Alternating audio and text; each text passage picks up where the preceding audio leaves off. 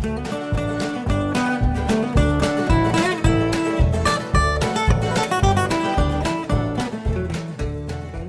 everybody, Damo here, Charter Connection Fishing Charters and the Good Vessel Diversity out of Gulf Harbour.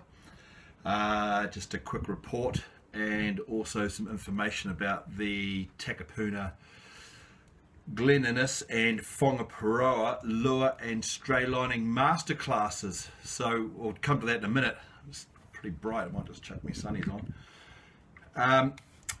First of all, God, this weather's just really driving me crazy. Just can't get out, can't get into the bloody fish. And what I have been doing is working behind Carwell and mostly in the shallows, small groups of people, and it's obviously pretty hard to get people motivated this time of year, but there are some pretty good fish there. So you've got to work for them, you've got to burley hard, and you've got to float those baits back. There's a bit of tide up there, especially on the corners, so we have to use a little bit of ball sinker, and the egg-shaped sinkers, they seem about the best. They don't seem to twist, and they don't seem to get hung up in the kelp too badly either. And areas that I've been doing pretty well in have been out of Slater Point in 10 to 12 metres. You'll see that on the chart.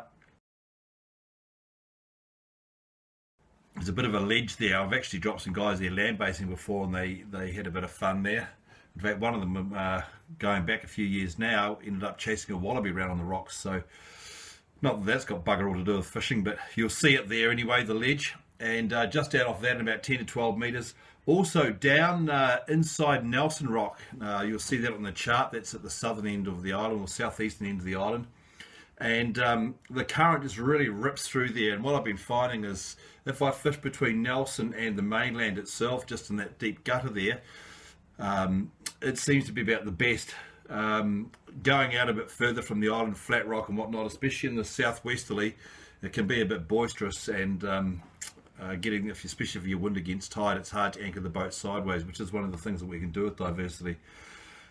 Drift fishing Whangaparoa Bay, there's been a couple of big boats in there working, and I presume they were chasing bait and mackerel and pilchards and whatnot, and through there I didn't really catch much at all, to be honest. And the drifts that I did out in 45 metres out towards the telecom cable, lots of fish about the size of the palm of your hand. So obviously hanging around, but not really doing it. I have heard some stories about fish in other places as well, but I've got to keep those to myself. I've been sworn to secrecy, but if you go down the bottom end of Waiheke, you might catch a few there too. Little Barrier, I haven't got back up there just yet.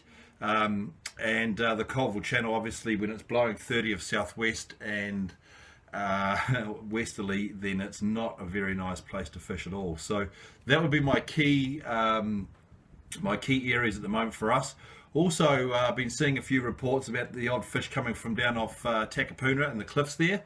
Now, that area, I sort of don't really want to go in there and start, jumping on where all the small boats are fishing, but there has been some fish there, and in westerly it's pretty sheltered as well, so could be a good option. Also northwesterly, incoming tide through that area can be pretty good too, as is outside the Long Bay Marine Reserve, which in my opinion is a waste of time putting it there because it's too small and probably all silted up and not actually marine reserve at all. However, won't digress and ramble on about that. Now, these masterclasses, I'll tell you about those. Basically, it works like this. On the night before the trip, you go along to your Top Catch store, and the boys there will clue you up on the stray lining or the lure fishing, depending on which masterclass you're going to. And then the next day, bright and early, bushy-tailed and fit, fat and full of fun, you come and join us on Diversity, and we'll take you out there and you can utilise all that newfound knowledge that you've had. Now, the dates are for the Glen Innes Top Catch store. The masterclass is on the 28th, the evening of the 28th of this month, August. And then the charter, or the trip if you like, is on the 29th, so the very next day. And it's a nice early start, about 6:30 in the morning, so you'll miss all the traffic coming out of Auckland. Now, also, there's that's a lure stray lining class, a lure masterclass. So we'll be using the very latest lures. There's probably going to be some micro jigging and stuff like that. So pretty exciting. Looking forward to that one. The next one is a stray line masterclass, and that's out of the Top Catch Whangaparoa store. and that masterclass is on the evening of the 11th of September, and the trip again will be the next morning on the 12th of September. And typically for the stray lining masterclass, we try to get you to a location where you've got the chance of a very big fish that's really going to test your gear and yourself, and probably your patience as well. Our last masterclass, Australia masterclass, was at Little Barrier, and there was a 28.5 pound snapper caught on a relatively slow day, but those big fish are there, and those big fish are what it's all about when you're stray lining. Now, the other masterclass that has just been announced too is out of the Takapuna Top Catch store. You can drop in there and see Kieran and the crew.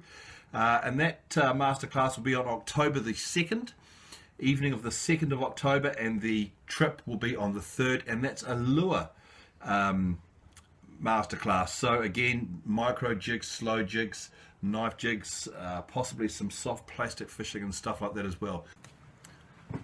Yeah, so there you have it. Lots of good information and interesting stuff coming up. And of course, diversity, we do most of our fishing on the drift when we can. Obviously, the wind can get in the way of that sometimes, or the sea conditions, so we'll have to anchor and stray line like we are at the moment.